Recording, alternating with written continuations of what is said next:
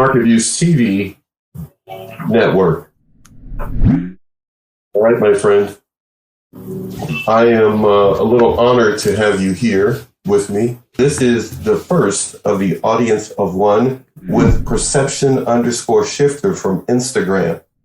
So you've been kind enough to let me pick your brain on some subjects for my audience at Narcabuse TV Network. And the first one I want to ask you about is anger follows fear. I'd like to get your explanation and give us some direction on what it means that anger follows fear. All right, yeah. Thank you for having me on the show, first of all. And thanks for joining, Manisha. Well, now, anger does follow fear from what I've always learned and what I've always experienced in my life. So if anytime you feel, what I'm trying to say is anytime you feel angry, there is something that you're in fear of to then make you feel angry. So these chemicals are being released within your brain once this fear starts to develop within your mind. Now, for instance, if I give you an example, if someone has pushed you in the wrong way or done something to you in a bad way, or you've lost anything in terms of your survival, maybe money, maybe a family member. Now, normally we tend to start to become angry at them times. Now, if you really ask yourself, like, why am I getting angry about this? Like, if someone's passed away, why am I getting angry?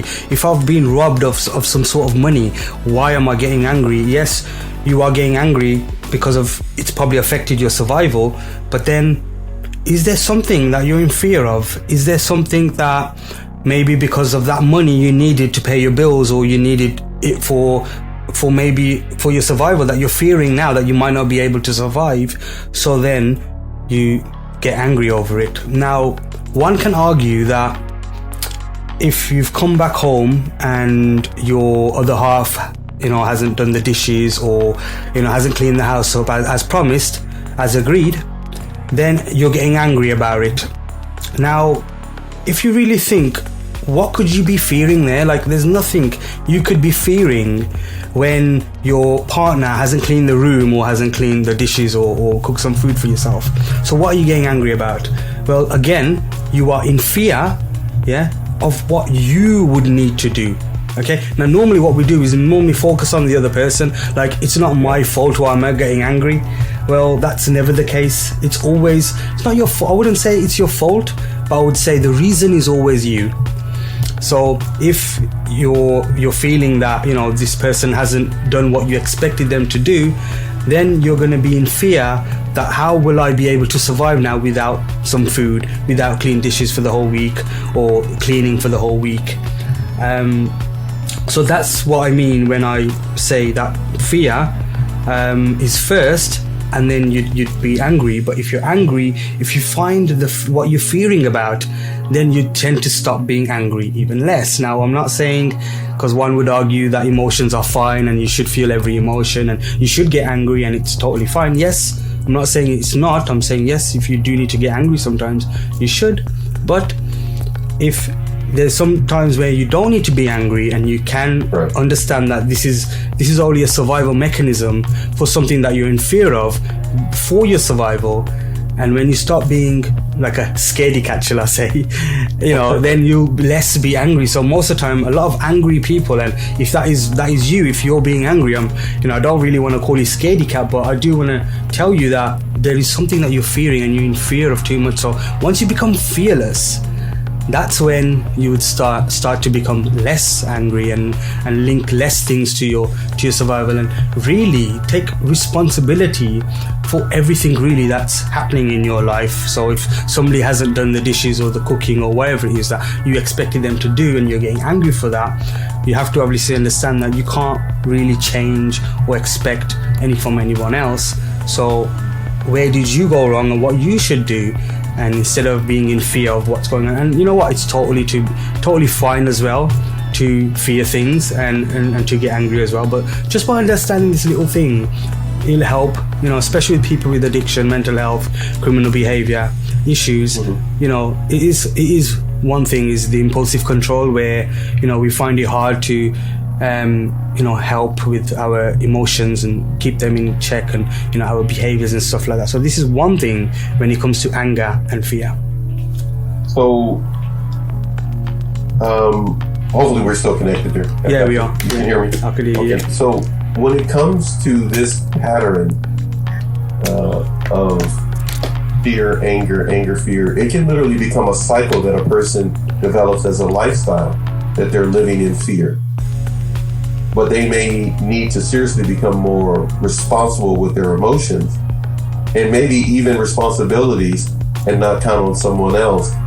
Because so in other words, me, if I'm living in fear, that means when someone disappoints me, I get upset because I feel I don't have control over what's going to happen next. Yeah. If I understand you correctly. Yeah. So then I can literally live my life that way. Yeah. And now everybody else is the problem, especially if they let me down. Yeah. And I'm angry all the time. Yeah. now I'm ticked off and upset all the time, when actually I need to look at what I'm afraid of and not live like a scaredy cat. That's correct. How does a person become fearless? What are some steps that a person can make to become fearless? Well, I think one thing where we go wrong is we are so engaged into all these things that we want in life. We want a perfect house, we want a perfect relationship, we want, the perfect car, the perfect education, the perfect job, and all these things, we link them to our survival. So if we lose, or we're not getting what we need or what we expect, then we start to live in fear. Like, oh, what if I don't get that job? What if I don't get this money? What if I don't get a good relationship? And we link all of this to our survival. Now, don't get me wrong, yes, we are induced to multiply, to get married, to have children, yes, and that is all linked to our survival, yes. Connection, that's linked to our survival, yes. But then when there's a lot of things in life that you don't really need, and you've linked it to your survival, that's when you start to fear of losing someone, fear of losing a relationship, fear of losing someone, in terms of death. Now, so we always fear these things, and we link it to our survival. The minute we hardwire our survival mode, we change our survival, that, really, we don't really need a lot of things in life to survive. And a lot of the stuff is maybe a lot of music that we listen to, maybe movies that we watch. And if you do watch the movies and listen to music, it's all linking survival to relationships, to your partner, to a family member. Then you watch all these videos with all these people with money and women and all this fancy stuff that kids are learning in this day and age, and they're trying to copy it. They're all linking this all to their survival, say expensive clothes and expensive watches, Rolex watches and cars and stuff like that. So all of these things we start to make us angry. If you wanted to go to a party and have a perfect time, and someone said something stupid, maybe a family member of yours, you start to get angry, you start to fear that everybody's gonna judge me, everybody's gonna laugh at me, everybody thinks that, I'm like this, I'm like that's gonna be hard for me to survive in the world now, I'll be the next top story and all that. And it's all made up psychological stuff we've made up all in our minds. Nobody really cares about you, but we are always center of attention in our own minds, and we think that this is a big thing. But one mantra that I've been taught is always leave yourself with how does it matter. That's the only way I become less fearless, less fearful. So I become fearless. And every time something happens or occurs in my life, we need to analyze it, you need to see, okay, let's reflect, let's see how, will this affect my survival really, or is it something made up in my mind or conditioned through community, society, through movies, films and stuff like that. And then you can obviously question it. That's what you call intelligence. And when you question that, you'd come to a conclusion that really it's not needed for your survival, and then you can be at peace. Then you don't need to be scared, because really, if you ask anybody in this world, anybody, do you fear death? Do you fear you won't get the next best job? Do you fear you won't have any money? And many replies will be yes. And really, you don't need any of that for your survival. At least you have a bit of money. Right. Obviously, so you need money to survive, obviously, you know what I mean? But as long as you have a bit of money to then get some food or get some clothes or whatever it is, that's all you really need. But then we go overboard and over top. Now, we've got a full tap running of water, but that doesn't mean you drink all of it and consistently drinking it, do you? Yeah. What you would do is when you're thirsty, you'd have a bit, and then you'd come back to you and have a bit more. But what people are doing here is they've confused themselves and they feel that we need everything and anything to survive, and let's keep it for a later date as well. But really and truly, when you do get to that later date, you will understand and know that you've just wasted your time. And many people understand that. You know what I mean? Many people understand that right at the end. You know what I mean? Where, they know then what's more important. And, if one thing I've learned with survival is connection. Like that famous John Hare famously said through an experiment about the rat park. And what they did in the rat park was they noticed that when they've obviously been induced with heroin, they're still not having the heroin water when they've got family or when they've got other mice in this rat park, in this cage. So what they found was with this rat park, rats are obviously choosing connection with other rats rather than the heroin laced water, opiate water. So what they're saying is, what John Hare famously said was, obviously that just shows that humans need connection. Do you get what I'm trying to say? So regardless with addiction or not, with opium water or not, heroin water or not, we are wired to survive, and to survive we need connection. It's that simple. We can jeopardize our connections by putting things first. Just from what you're talking about, we can literally lose sight of the basic necessities we need. Mm-hmm. It reminds me, I'm looking at something here, some of the points from your Instagram page. Yeah. You have some excellent postings there. If we don't really understand ourselves and focus on understanding ourselves, we can be driven by our fears and our anger to the point that we could lose sight of the right perspective about life. From what I was understanding about some of your postings, what does it mean to focus on understanding you? Wow, did I really write that? Yeah, you write, see? You're writing stuff and don't even remember how good you write. Now, when I'm in my element, and when I'm writing, I am so in my element at that time, and I really do enjoy it. And with some stuff that I could sometimes come out with. You wrote it, because trust me, that didn't come out of me. All I did was string it all together because it all makes sense. But when it comes to focusing on understanding you have an expression in a posting that talks about that. Mm-hmm. Mm-hmm. Explain that to my audience. Right now, you have an audience of one, which is me. I get to pick your brain. Mm-hmm. The first person I did this with was Sam Vaknin, and you're the second person. So you're in great company. So focus on understanding you. What does that mean? Yeah, so I think a lot of the times we focus on all other people in our lives, and what we always try and blame others for what is happening to us in our lives. Now there's this thing called an internal locus of control and an external locus of control. I don't know if you've heard that ever in your life. No, I haven't. Well, my dad taught me this when I was a very young age, and what he said to me was, there was a little dispute outside in the garden when I was a child, and I thought he was not going to shout at me and he was going to shout at my friends and his dad, but he turned around and said to me, "It's your own fault for going to them or playing with them or being with them," or so basically what he's trying to say is it's all your, not fault, but it's all your decision. It's all up to you.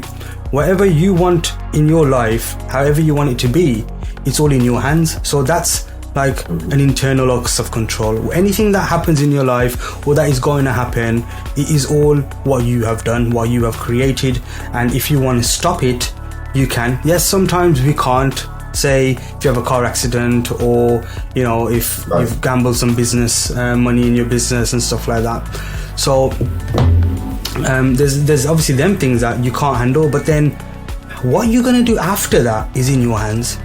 So that's internal locus of control. So if I've had a car accident and then, you know, I stay depressed throughout my life, obviously because of what has happened, that has impacted me within my life. Now, obviously, I could go see some a psychologist for some sort of counseling sessions, or you know, anything that I need to really do in my life to get that better, maybe some physio or whatever it is. So what I'm doing is I'm blaming it, not blaming. I don't want to use the word blaming. I want to really just take responsibility of like your actions. So what are you going to do after that? Now, I could, on the other end, just blame the driver. Oh, it was the driver's fault.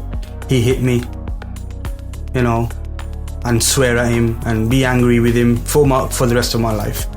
And then maybe be angry at other drivers that are driving erratically on the road. But that's not going to change my life.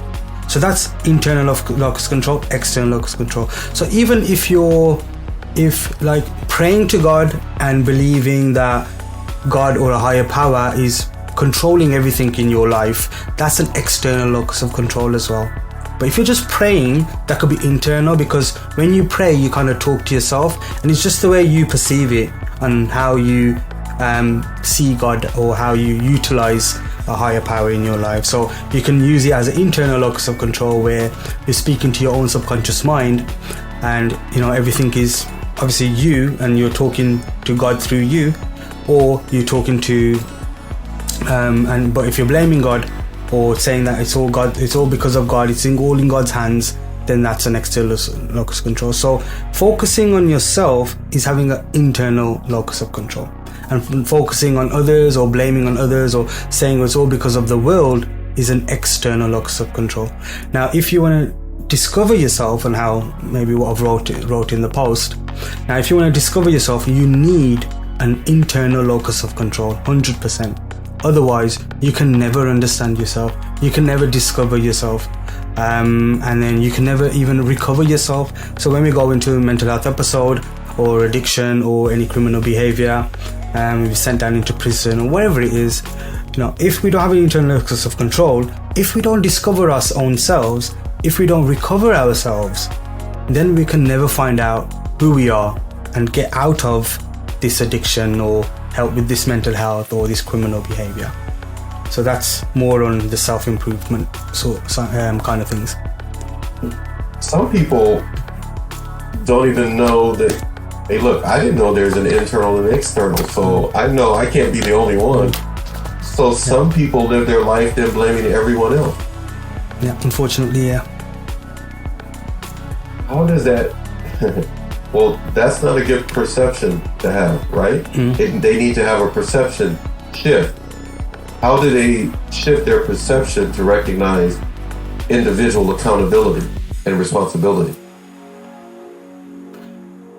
Well, that's a very hard one for me, because I've understood my own self that it's just what my dad said to me that day. I think that just, you know, hit it on the nail for me.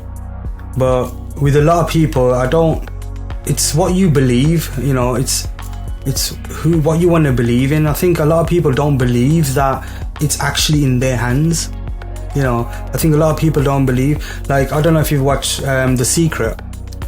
Now, in The Secret, it's all about your intentions are like waves, and whatever you think is what happens. So there, what they tend to say is that whatever you believe, or whatever you say, or whatever you think and feel, that's what's going to come, and that's what you're going to attract. Now, yeah. So if you look at it on a magical wave kind of way, then that's, you know, utter nonsense. There's nothing magical. But if you look at it as an internal locus of control way, where, you know, I actually believe that it is my thinking, it is my feel, like it is my, because for example, say if you come to my house now and I just feel that you want to fight me or you want to be angry with me or, you know, whatever it is. So Right. I'm either going to be shaking the cup of tea towards you when I'm coming there, or I'm just perceiving in my brain that you don't like me. So I'm going to show that sort of attitude. And then that's what's going to happen. We're going to have a fight because that's what I was thinking at the start. Because you're already coming in thinking that way. Yeah. So I've manifested it, you know, not by any magical means, but just by my intention that this is what I feel, and then I'm going to be like, then I reassure that and I'm saying, see, I knew it. I knew that person didn't like me. Yeah, so But self-fulfilling. We would have came in, self-fulfilling. Yeah. But we would have came into the situation, we're pretty much acting like we got a chip on our shoulder. Mm-hmm. Yeah, exactly. So if we start to believe that, no, I know, even if you want to fight me or even if you're feeling angry towards me or whatever it is, I don't want that. Then all I need to think that you are not angry with me and you want to be angry with me. The more I think that, the more my behavior, my calmness, even when you try and say something to me, I won't react back to you. So there won't be a fight because it takes two to tango. It takes two to have a fight. And without me engaging into the fight, there can't be any fight. But I have to believe that. All these things is something you need to believe. If you believe that it is somebody else's fault, or no, he wants to fight me or he wants to be angry with me, I don't have any choice over it, you know, it is not in my hands, the external locus of control, then it's a guaranteed doom. Like, obviously you're not gonna, you know, come off the planet of the earth in terms of your life, but you're still going to be able to run your life, but it's just going to be harder for you. It's just going to be like you got a walking stick, you know, on your side throughout your life, and you know, it breaks relationship. And like I said, rather than all these materialistic things, connection is the biggest thing you can have for your survival. I have worked feverishly to make sure that everyone can hear you. Oh, okay, yeah, no, you have. And I hope they can. No. I'm talking about even right now. I was doing a couple of things. Oh, okay, that's fine, yeah, because it's been 23 minutes. To get you out there. Oh no, trust me, a lot of people are going to watch this back. You're going to be prominent on our website that is going to be launching very soon. Oh, okay. This is going to be a little. You're special. You just don't know yet. In a little bit, you'll know pretty soon. You'll know pretty soon when this goes up. But when it comes to emotional pain, yes. You talk about that on your Instagram page. That's correct. Pain is something that a lot of people experience, and they view it one way. Emotions and their emotions often end up very painful because of relationships, dealing with addiction, a number of other things, childhood traumas. When you talk about emotional pain, what's your perception on that? Yeah, so I've obviously suffered from emotional pain on a really deep level. It was the time when my dad passed away when I was 14 years old. Now, I didn't know, if I tell the truth, that I was suffering this. So this is one of the main reasons why I am talking today over the internet to people, because like I didn't know things and I suffered things for like over 10 years, and a lot of people are still suffering or will suffer in the future, and they won't have no clue like me. So my emotional pain was obviously the survival instinct that I can't survive now without my father. So, you know, in terms of that, and then just because I was young, and at a young age, when I was 14 years old, it's very hard for you to process. You're still developing, and when you're developing a brain, for example, and you know, you're getting all this other information, and seeing the sight of your father passed away in front of your eyes, you know, it kind of traumatizes you, and it does haunt you, you know what I mean? And if somebody at that age, at 14, I could totally understand. I maybe won't be able to understand any other emotional pain, but that one I'll definitely understand because I've lived with it, you know. And then obviously I went on to drugs, and a drug heals your emotional pain, and it doesn't heal it, but then what it does, it blocks it for you. So then you won't need to, feel any emotions or handle any emotions. And at that age, I didn't have a clue. You know what I mean? So I think at from 14 to 24, shall I say, I suffered deeply with emotional pain, with depression, with anxiety. I used to hate waking up in the morning, and all I used to think is, how bad is today going to be?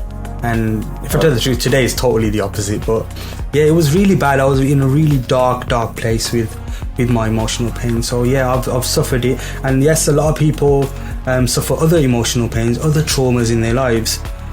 Some people have relationships ended. That's the majority of the people that I hear from have relationship issues. And that's a survival instinct, obviously, you know what I mean? But then, you've got other trauma, like you've got abuse, you've got relationship abuse, you've got assault, you've got sexual assault, and then you've got other traumas like car accidents and so forth. So, I think all of this is emotional pain that you can't, you want to get rid of. And if I tell you in the I really can't get it out my I'm glad it happened to you instead of me. Simplest form, yeah. Simplest form. Yeah. Yeah. It's nothing but your memory. That's it. Trauma equals memory. That's all it is. But trauma equals memory. Is your memory, yes. It's just your memory that's playing back consistently. That's all it is. And then on another level, it's taking you back to that event. Okay. Now, when these memories start occurring within our brains or our minds, we don't like it.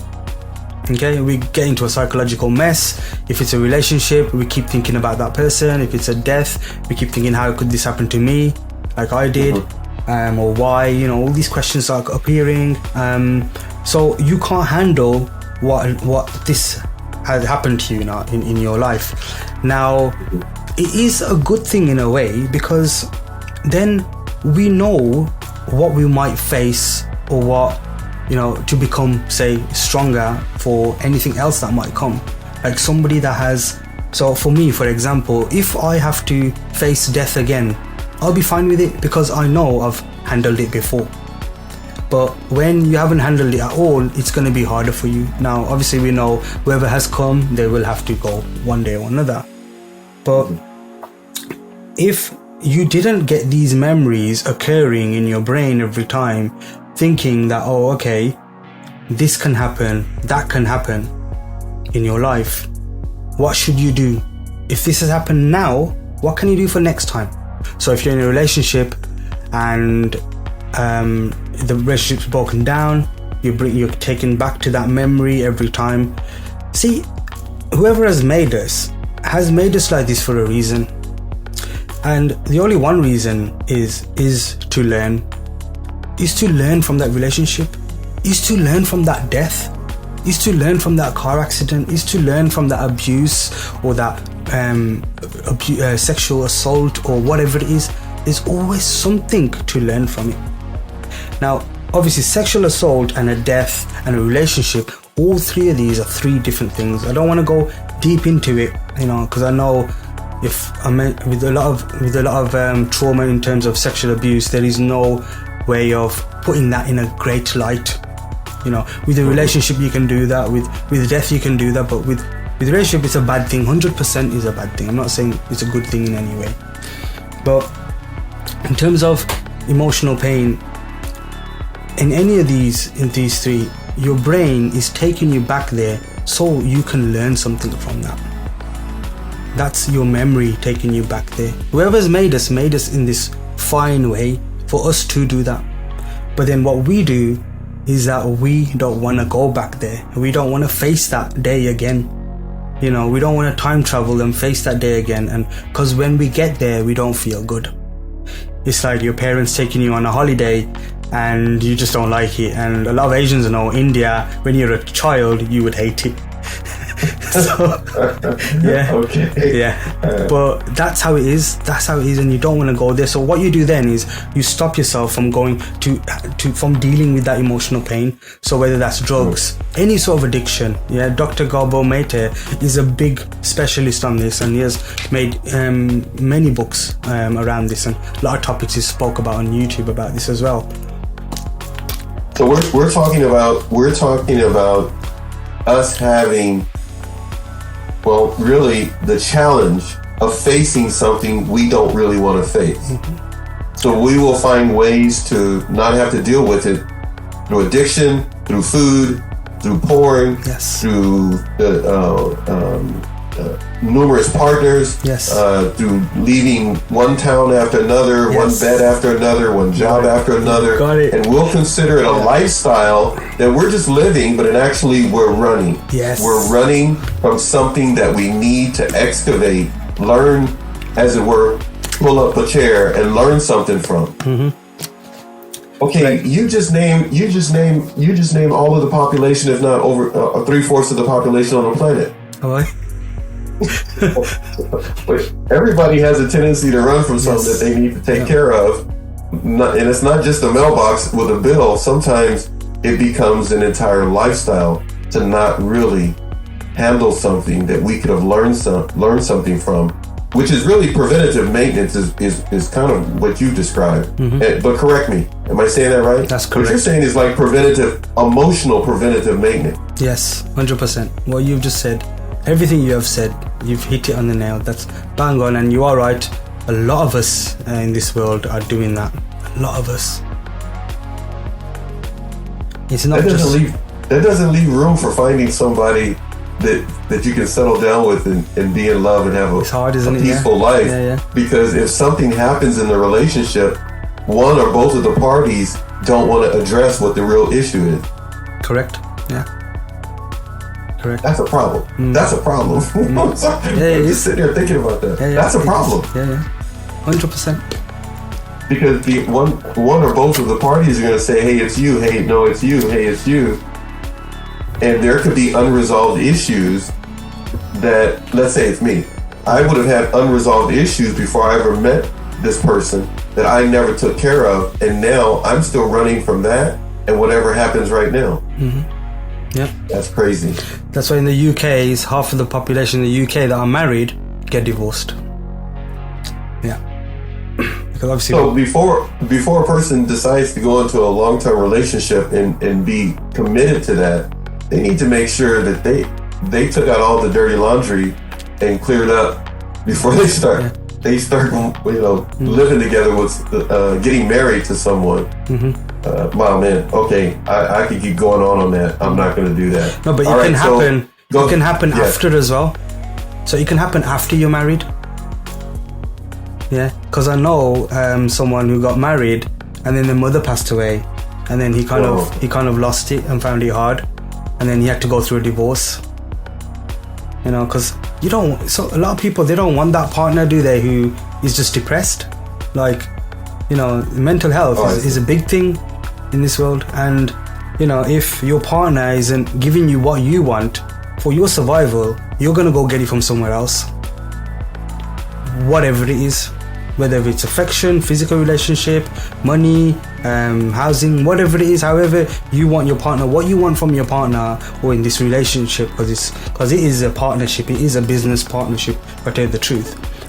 Because there's terms, you can't cheat, you can't do this, you have to do this, we have to do that. So there's commitments. So even if it happens after you're into an issue there, that's why mental health is a really big thing. It's something you really need to understand, and if God forbid your partner tomorrow gets into a sort of mental health situation with depression or anxiety or whatever it is, whatever's happening in their life, and then you turn around and pack your bags and go, and you won't just pack your bags and go. You probably start going into another relationship first. You probably start having arguments first. Things will just start to dissolve, fall apart. Yeah. Poor communication. Yeah. And if it was poor communication before, it's going to get worse. Yes. Right? Yeah. I'm just saying. Yeah. Because because whatever happens in the relationship, let's say it's me and I start having mental health issues, or my partner does, and I decide, okay, I'm out of here. There was probably poor communication before that ever happened. 100%. And to communicate. You have a comment there from Anastasia. Oh, okay. Makes a point there. Can you see it there or no? Yes, I could see. That sounds terribly narcissistic and brutal to leave someone who is going through loss of a parent. Yes, 100%. I hate to say, since I've been doing this show for a year, I've heard that numerous times. Yeah. What you just said. Yeah. I'm shocked when I heard it the first time. Yeah. But so many therapists and psychologists. Thank you, Anastasia, my beautiful friend. She actually will be on the show tomorrow. Okay. On Narcabuse TV. But she makes a valid point. It is a terrible thing. I have heard some of the most amazing things from professionals and individuals like yourself, mental health advocates, of stories just like what you just said. Mm-hmm. I can't, in my mind, I can't fathom that somebody would do that. That, you're just too depressed. I found somebody else and I'm out of here. And leave children and all. Just leave them all. Leave everything. And go start a whole new life as if they have a clean conscience like that person and the children never existed. That's horrible. Oh, no. Or like Anastasia said, terrible. Terrible. I'm gonna pivot over here to something. You mentioned self-coping skill. Okay. What can we keep in mind when it comes to self-coping skill in life today? Okay. See, with coping skills isn't something that you make within a day. Like, so say if you're very known to go into a psychotic episode at times, okay? So now you need to know how are you going to cope when you're in that psychotic episode. Because normally when you're in a psychosis, you just can't handle the stress, so you unplug yourself from the world. Now rather you go into a different world or not, with matter and no matter, I don't know. But you come out of that and now you don't know what's going on, you can't understand what's going on, and you've gone back to like rebirth. So what's the best thing you can do then? Now every coping mechanism for everyone is different. Like when I used to work at the drug service, we used to do a risk assessment. So in that risk assessment, we'd ask them, what are your risks? We'd find out what kind of a person are you in terms of your risks. And then when they give us these risks, or when we have flushed them through third parties, through other drug services, mental health services, prison services, and we know the risk of the client, we ask the client, what would you need for us or for yourself or from any service when you go into this risk, when you go into a psychotic episode, or when you go into depression, or when you go into any sort of withdrawal, or whatever it is, whatever the risky behavior this person has got. So I would say that your coping mechanism or your coping skills is up to you. Now, a lot of people feel that a coping skill or a coping mechanism is using the gym, or reading a book, or going for a run, or talking to friends and family and stuff like that. Now from all of that, I would say talking, connection is not a coping skill, but is something that you'd be able to then secure yourself, make yourself feel better in terms of what is happening to you psychologically. When you go to use the gym, when you go to read a book, when you go to watch a film, you're doing nothing but you're running from the issue or the situation like we just spoke about. So now all that is good for you not to go into a psychotic episode. So if you're already in a psychotic episode, it's a different thing to do. You need connection then. You need a helping hand. You need services. You need the doctors, medication, whatever it is. But then when you're not in a psychotic episode, you just need to think. This is just a psychotic episode example I'm giving. There's many others. But you just need to think that how can I not get stressed? How can I change my survival instinct so I don't get stressed, so I don't go into a psychotic episode? So for that, if you are training every day, if you're reading books, if you're watching movies, if you're doing these things, then you're less likely to get stressed. And when you're less likely to get stressed, you're less likely to go into a psychotic episode. So there's coping things that you need to build around you in your life over time, so you don't go into a bad state.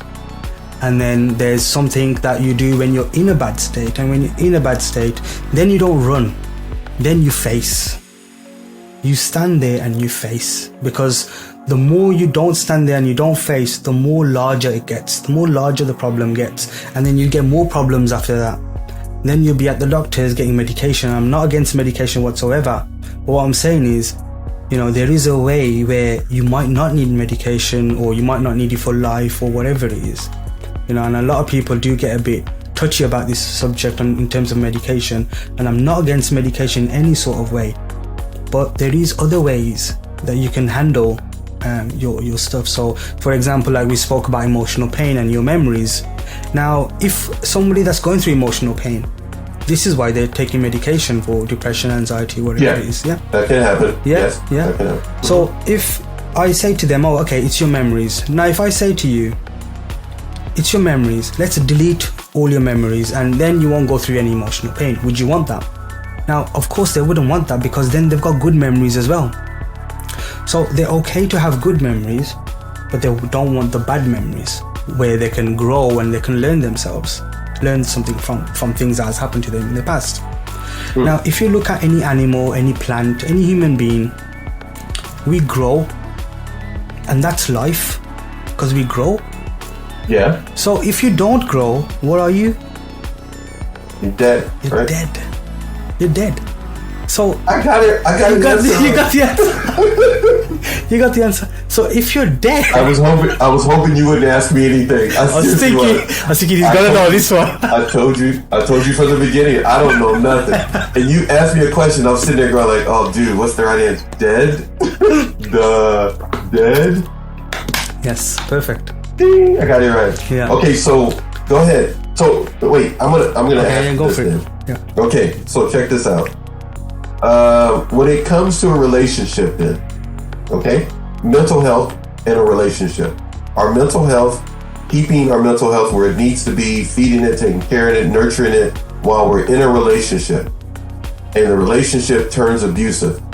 Relationship is emotionally challenging, difficult. Well, we have those, whether it's romantic or not, work-related or not, whatever the relationship may be. You're saying then that in order to continue the growth, we need to do some emotional weed pulling and just face some things sometimes. We need to face it instead of running from it, and stand there and pull out the bad stuff and learn from it and then move on. Yeah. And no matter what the other person does, we're going to learn something from that situation. No? No. Because if you're talking about physical abuse, then Anastasia says something here. I think first we need to eliminate the stressor. Yeah. Hey, so we should tell her to turn her mic on. She can do. Yeah. Hey, of course. Anastasia, Hi. Yeah, there we go. That's much easier. Okay, so hey. You can hear me. I need to leave the building first. Okay, go ahead. Thank you so much. Hey, thank you for inviting me to participate. No, hey, you know what? I'm happy. Plus, I'm always happy to hear your voice. You're a good friend. But go ahead. You were going to say something to Raju. Raju is the man of the hour. Go ahead.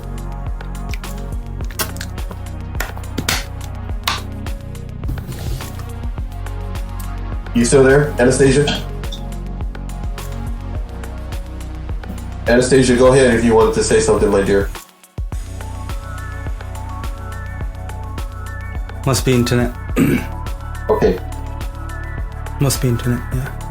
We lost you. Yeah, I think there she is. I lost it. Yeah. Okay. I'm back. Yes. Go ahead.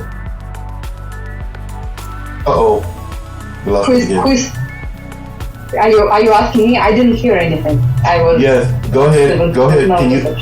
Can you hear us right now? Can you hear me? Yes. Okay. Mm-hmm. We want to hear you instead of the typing. So go right ahead, Mike. Okay.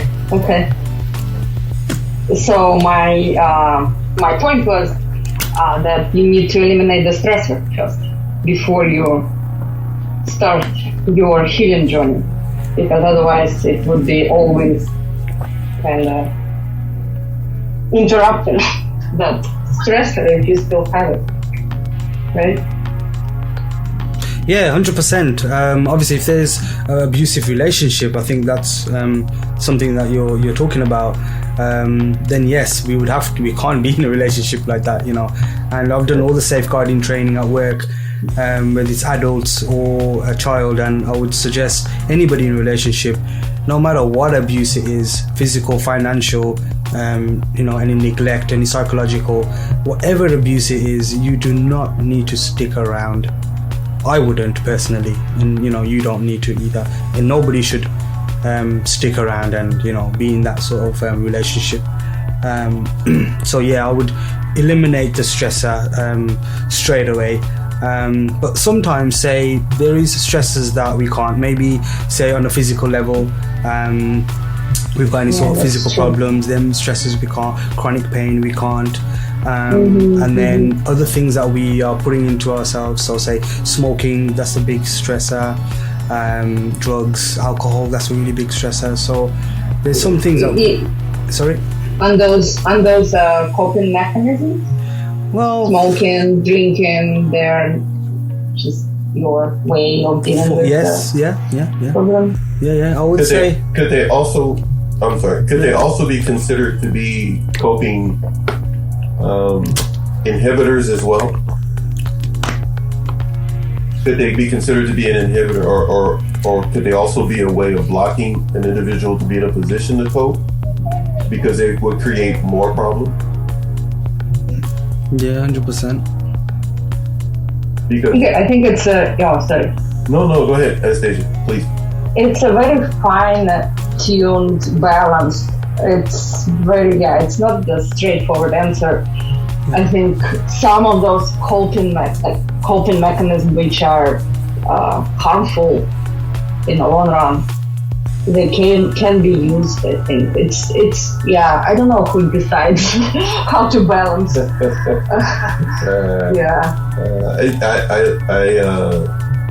I do know that the stressor definitely can create a pattern in which a person can do a lot of self-work. Raju, you're the expert on this. A person can do some self-work, but if that stressor is still there, kind of what you both have alluded to, the stressor is going to keep coming back.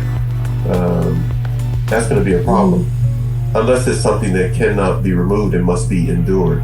Cancer and a number of other things you mentioned. How does a person, when it comes to mental health, deal, whether it be an abusive situation or other factors that come into play? How do they cope? I mean, you know, both of you, if either one of them wants to answer, but Raju, how does a person function and cope when they listen back to what we're talking about right now? What tips, strategies that they can keep in mind to cope and hold on to their mental health a day at a time? You wanna go first, Anastasia, or do you want me to answer first? Check him out, trying to be a gentleman. He gonna let you wait to toss it. Wait to toss it to her. She can't. Oh, that's messed up, man. No, I can only speak from my personal experience. Yeah. So as Paxton mentioned, day at a time. That's very good strategy. Even like moment at a time, hour at a time. It depends on at what stage you are of the abuse or whatever struggle you are in. What was the question? No, when it comes to coping, day at a time. Oh, okay. It depends. You mentioned it depends on where you are, but go ahead, please. Yeah. So I think even that Raju didn't really like the idea of exercise. I think it's very helpful, the physical exercise. Any sort of art, I don't know, dance thing or write actually as a automatic handwriting also very good technique. Just to not to speak to a friend, kind of vent to a friend, but speak to your paper, pen and paper, and just put it on paper, because like a lot of the time after you speak to a friend and like dump all your problems, you feel even more like you feel guilty, like, or maybe in a moment you can't stop yourself from venting too much, but then you kind of feel guilty that, oh, maybe it was too much, or maybe the response wasn't the way like what you expected to get. The feedback was different, so usually you feel even more failure than before. You start feeling guilty because you vented so long, so hard, so often. So often. Yeah, to your poor friends. Psychology help, or mental, any kind of therapist is good too. In terms of venting specialist, you can vent to your psychologist without any guilt, and luckily get some positive feedbacks, not necessarily, but sometimes. Yeah. I found extremely helpful one person on YouTube, Richard Grana. I found him, unfortunately, a little bit later on my journey, but so he developed his kind of techniques on how to overcome complex post-traumatic stress disorders. So he teaching techniques how to stop those flashbacks, emotional flashbacks, and so basically memories, as Raju said, right? So emotional flashbacks, have they been a challenge for you, my friend? Oh yeah, me, yeah. Yeah, they were. I think I look forward to you know what? That's okay. That's gonna be what we're. Wait, no. You taking over. Wait, no, you're not taking over. Look at Raju. He's tired of talking. I've been talking for a long while. He's tired of talking. His wife is listening, going like, he don't even talk to me that long. But now I'm starting trouble. No, what I was gonna say is, hey, that should be the name of our show tomorrow. Since you're doing a show tomorrow, okay. we should talk about what emotional flashback. Yeah. But Raju, you don't need to step anywhere. You stay right where you are. You're doing just fine. Look at Raju. He's ready to take a nap. He's going like, Paxton, maybe it's nighttime over there for him. But what I was gonna say is, we're both in California, Raju, and so. Are you okay? You know, we're still in the morning here. You look like you're getting ready to go. Oh, we'll be soon. Yeah, I'm gonna watch a movie. Go a movie on. Take a nap. So do us a huge favor. We have gone almost an hour now, close to it. Do me a huge favor. Tell me this. Anastasia's been talking about a number of different things that we've been giving some thought to. You highlighted a number of different things. I'm not going to do a summary or a review because this is just the beginning of, I hope, some other things we have in mind to do with you, Raju, in the future for our website. Shows like this that people can only find on our website, or you'll be able to post it. They won't find it on Instagram. It's going to either be on our website or you're going to be able to have a copy, of course. But I've only picked your brain a little bit. I have an entire sheet and some still left over here of stuff to ask you. So don't even think you done got off scot-free. So we haven't even talked about compliments and criticism and people feeling that they're not good enough. Addiction, I've got tons of stuff to ask you about addiction. We look forward to doing some more with you, but I do want to touch on this. You talk about criminal behavior. Mm-hmm. I can't find too many people that have been on my show, let alone others that talk about criminal behavior. What is up with that as being a part of your specialty, criminal behavior, before we have to go? Well, for me, I think all of this is all interlinked. Mental health, criminal behavior, addiction.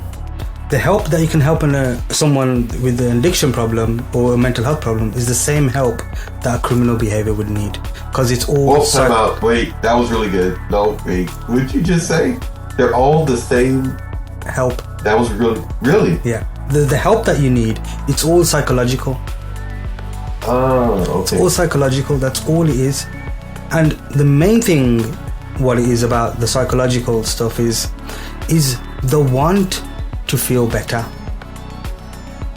So if you're going through a mental health episode or a long run of depression, what do you want? You want to feel better. You want to feel happier. You want a better life. Addiction, same thing. What is it? You want to feel better. You take drugs to feel better, to suppress the emotional pain. Why? To feel better. Same with criminal behavior. No matter what it is, if it's a lash out, you've hurt someone. If it's because of your addictive behaviors, you need money. If it's because of your mental health state, you're not feeling well, you're doing stupid things, whatever it is, all of it is linked with your psychological mess within your brain. So if, say, you've been in an abusive relationship and you've been sentenced, and that's your criminal behavior because you've been, hurting your partner for whatever reason it was and however it was. Now, in terms of this psychological mess, what one gets will always give it to another. And what one does will affect everyone, and what everyone does will affect the one. So whatever you have been through in your life, and I'm not saying this is what you should do, but this is what people do, because they have been hurt for any sort of reason. They feel that they have the right now, or that because now I've got it, I should give it back.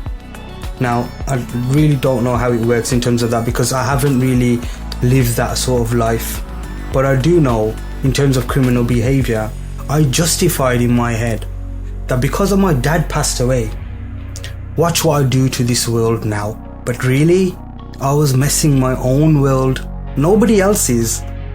Wow. You know what I mean? I was messing nobody else's world. I was messing my own world up because of my emotional pain towards God, or, having this fight with God that you took my dad away. So now watch what I do. And maybe that you could probably find a movie scene in that, maybe, where we learn it from, where we... No, there are people that live their life like that. Mm-hmm. Because I've had it rough, then I'm justified to going to that neighborhood and breaking into that home, and everything escalates from one to the other to it's justifiable murder in their mind to take something from someone else in their life. Mm-hmm. So the want to is the key. Yes. No. So if you drop the want to, if you drop the want to feel better, you've succeeded in your life. It's game over for you. That's it. You don't need to do nothing else. You'll get the best sleep ever. When you go to sleep, you'll get the best sleep ever, because there is no more want. There is no more what I'm going to do tomorrow, what I'm going to do next year. I've got all these plans. I'm not saying don't be ambitious. Don't get me wrong. Like, be ambitious. Get everything you want. But when you always want and you can't get, maybe, and when you're not grateful for what you already have, and when you don't see that maybe if I do get this, maybe life wouldn't have been better. I know a lot of times in my life, I've wanted things, I've got there, and I'm like, you know what, I was better off where I was. You know what I mean? And then I should have stayed where I was. Yeah, and then you go back. Yeah, but it's just that want, the want to feel better, the want to have better things, the want this and I want that. And when life is not going through the way you want it to go, like Sadhguru says, then you're going to go into your own psychological mess and your psychological drama, because you want things to be perfect, you want your life to be perfect, you want this and that. And it's okay. When they say it's okay not to be okay, that doesn't mean, it's okay to be depressed, get depressed. No, that's what people assume, that it's okay to get depressed, be depressed for your whole life, it's okay not to be okay. No, that's not what it means. What it means is it's okay not to be okay, meaning it's okay not to have everything. It's okay not to feel good today. You know what I mean? It's fine. But then if you're thinking, it's not okay not to be okay, let me be depressed for the rest of my life, then that's not okay.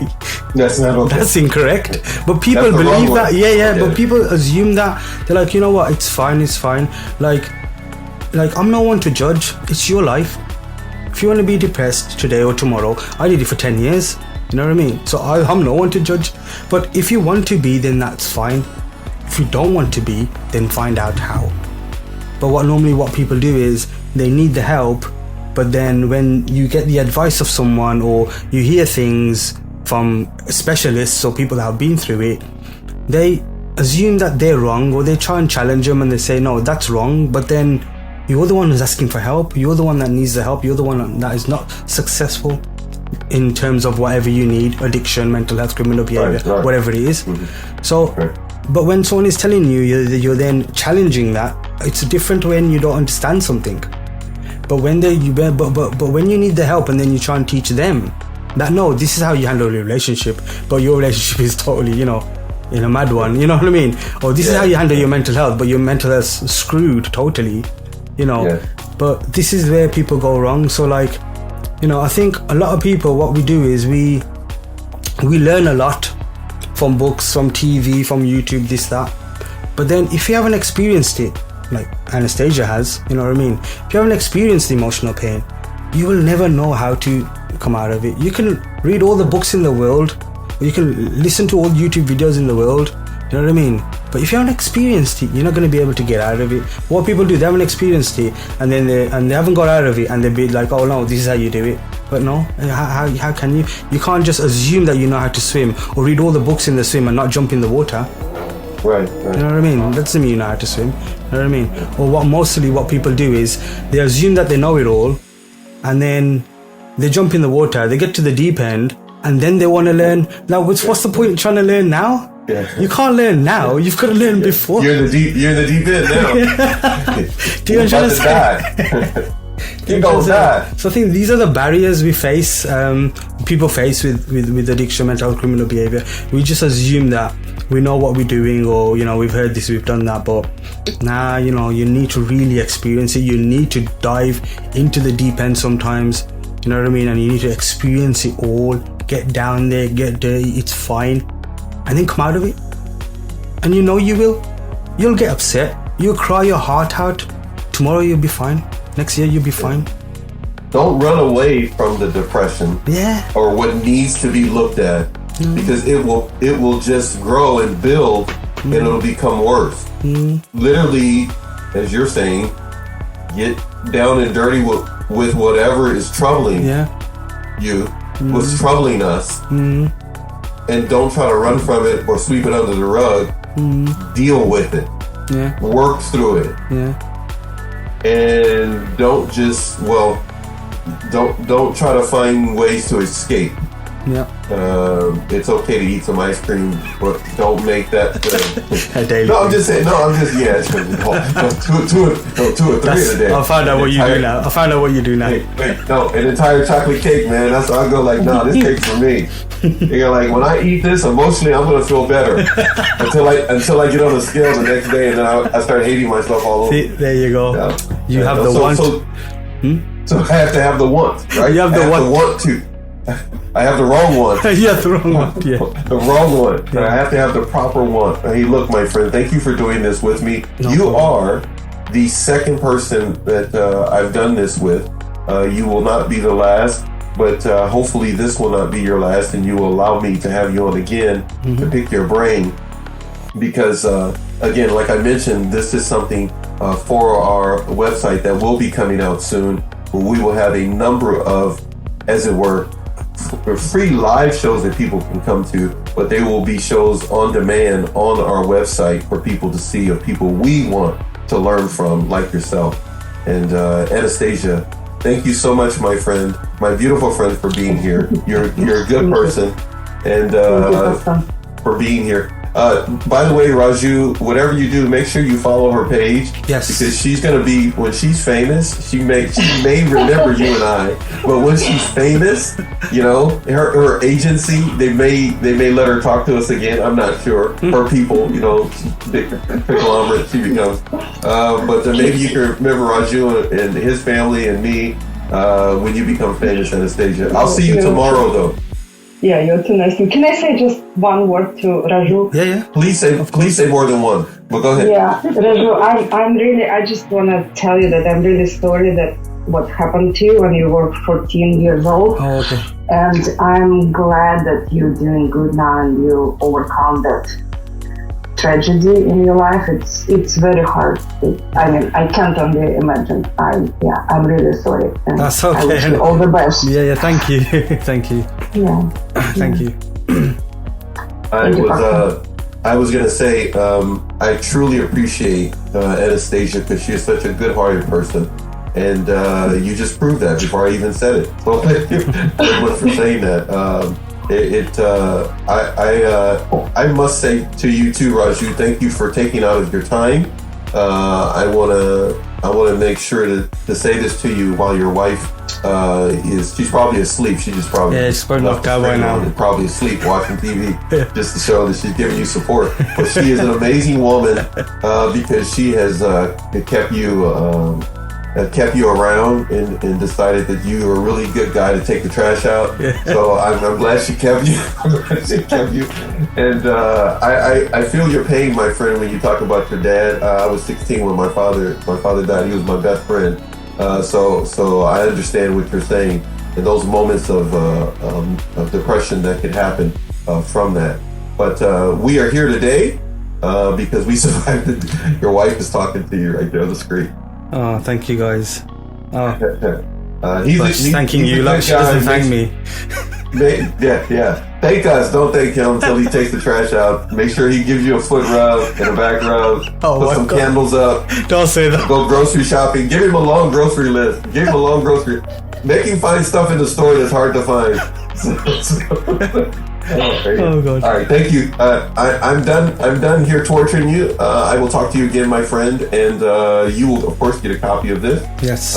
We're gonna end this thing now. Thank you, my friend. Don't think you're getting away, man. I got a whole bunch of stuff to talk to you Don't about. worry on me, yeah. I'll talk to you soon. Go watch your movie. Yeah. Thank you, Anastasia. We'll see you guys later. See you, All right. Anastasia. See ya. Bye. Take Thank care. you.